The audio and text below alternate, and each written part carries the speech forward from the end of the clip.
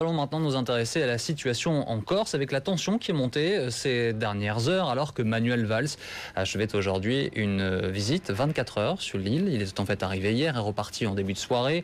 Une branche du FLNC s'est déclarée ce soir prête à reprendre les armes pour que la France reconnaisse les droits fondamentaux des Corses.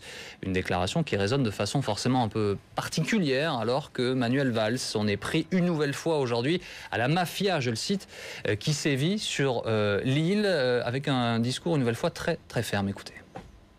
N'accepteront pas, il n'y aura jamais la moindre négociation, la moindre évolution sous le diktat des menaces et des bombes. Surtout quand souvent ceux qui menacent sont aussi liés à des intérêts économiques. Il y en a qui ont peur, et ils ont raison d'avoir peur, de la détermination qui est la nôtre à défendre nos valeurs, celle de la République.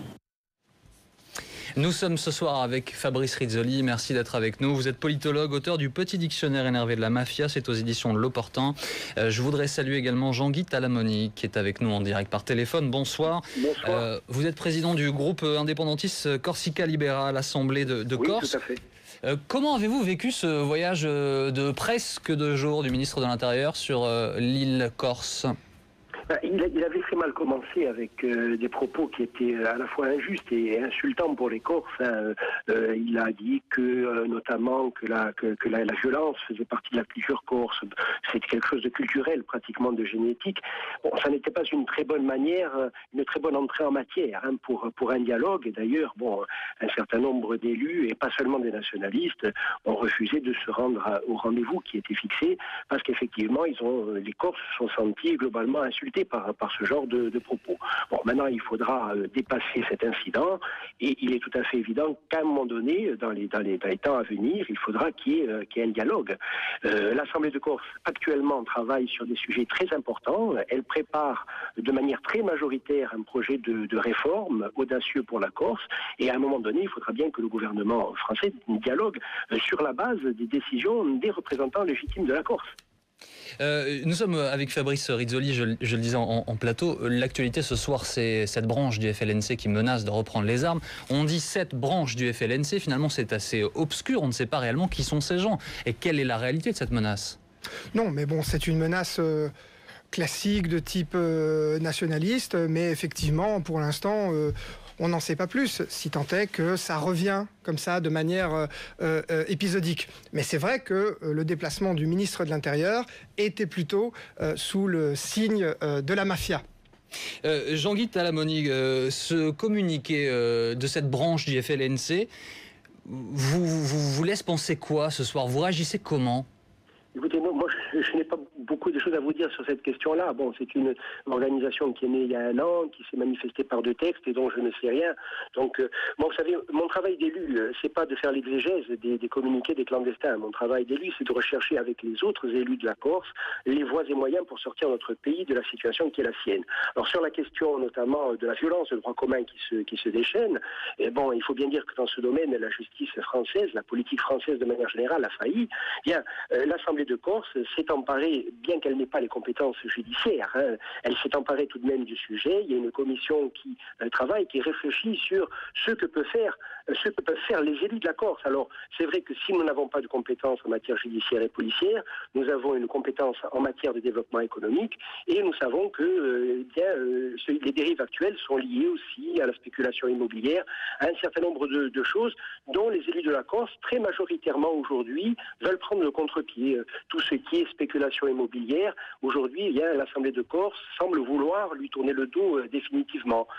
C'est une manière de lutter également contre ce type de dérive avec les moyens qu'a l'Assemblée de Corse, bien entendu, étant entendu que c'est bien l'État qui a aujourd'hui les moyens judiciaires et policiers et qui n'en fait pas tellement bon usage malgré les propos extrêmement martiaux que l'on peut entendre du côté du gouvernement et du ministère de l'Intérieur.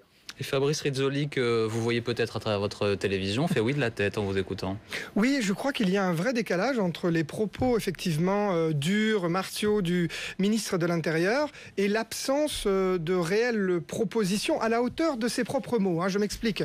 Si on vient en territoire corse et que le Premier ministre et le ministre de l'Intérieur prononcent pour la première fois de manière répétée comme ça le mot mafia, alors il faut proposer des outils anti-mafia. Et on se tourne vers l'Italie, pays qu'on dit de la mafia, mais aussi de l'anti-mafia.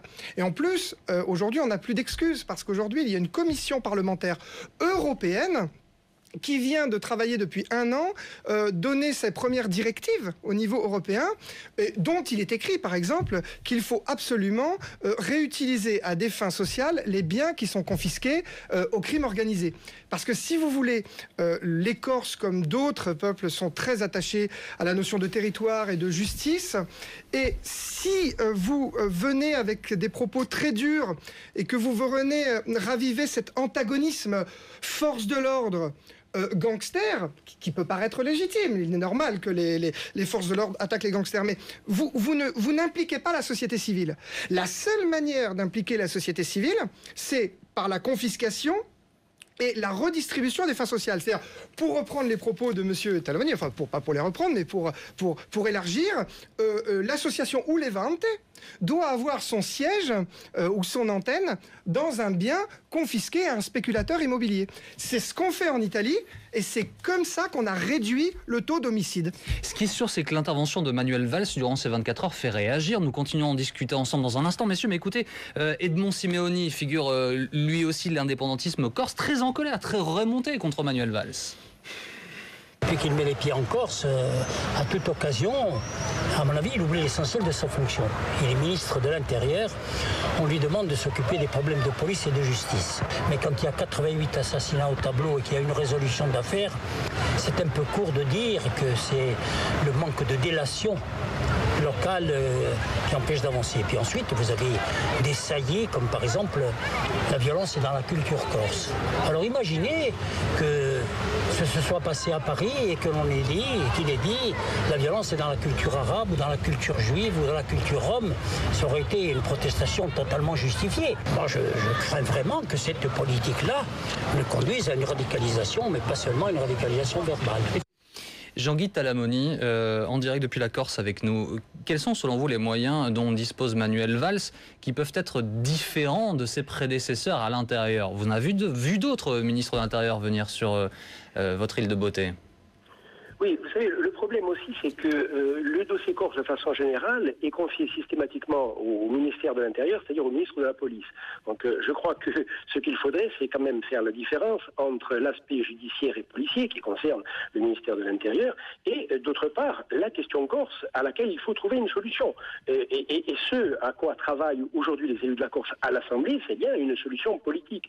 Alors cette solution politique aura également aussi des conséquences sur ces dérives que nous constatons aujourd'hui. Mais je crois qu'il y a aussi un problème politique corse. Et puis, il faut quand même se rendre compte que si aujourd'hui, on se retrouve avec une violence de droit commun qui atteint son paroxysme, eh bien c'est bien parce que pendant des dizaines d'années, les gouvernements français successifs s'en sont pris exclusivement aux militants nationalistes et généralement sur la base de dossiers absolument vides. Alors aujourd'hui, effectivement, on se rend compte qu'il y a des dérives de type mafieux qui ont prospéré. Mais est-ce que, Jean-Guy Talamoni, excusez-moi, mais est-ce que Manuel Valls, sans ça, est différent de ses prédécesseurs, selon vous? Écoutez, différent. En tout cas, il n'a pas démontré davantage d'efficacité s'agissant de la lutte contre ces dérives.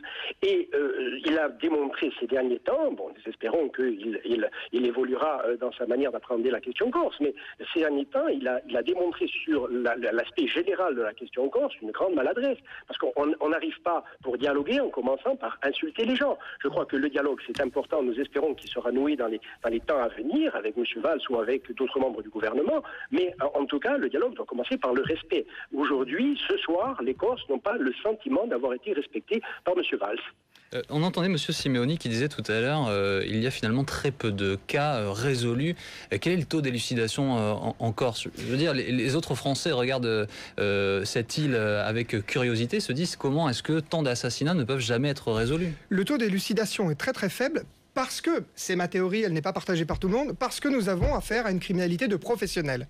Et les professionnels vous envoient des sicaires qui ne laissent pas de traces. Et accessoirement, ce que je crois, c'est que les sicaires, lorsqu'ils ont commis un certain nombre d'assassinats, viennent à leur tour à être assassinés. Comme ça, on est tranquille, ils risquent de ne pas parler. Et c'est vrai qu'il y a un gros problème avec un ministre de l'Intérieur qui vient dire à une population de 300 000 habitants « Aidez-moi, aidez l'État ». à résoudre ce problème. Alors que c'est l'État qui a toute la puissance publique, qui a toute la force pour le faire. Je m'adresse à vous, Fabrice Rizzoli, mais en même temps à Jean-Guy Talamoni. Dans ce que dit Fabrice Rizzoli, il appelle au dialogue à ce moment-là, Manuel Valls aussi. Non, mais ce n'est pas... le ministre de l'Intérieur a le droit d'aller dialoguer, mais il doit arriver avec des outils qui sont à la hauteur des propos qu'il tient. Il parle de mafia. Il faut une magistrature indépendante. Nos procureurs sont nommés par le ministre de la Justice. Comment voulez-vous aller dialoguer avec la population alors que vous ne vous appliquez pas à vous-même la séparation des pouvoirs qui est le point cardinal de la démocratie? Vous devez arriver avec une confiscation administrative qui permet de confisquer les biens aux complices. Quand vous regardez les progrès qui ont été faits avec l'Agence de gestion de recouvrement des avoirs saisis, vous constatez qu'ils ont saisi 700 millions, mais presque rien en Corse. Et une fois encore, il faut arriver à impliquer la société civile corse face à ce problème qui est régalien.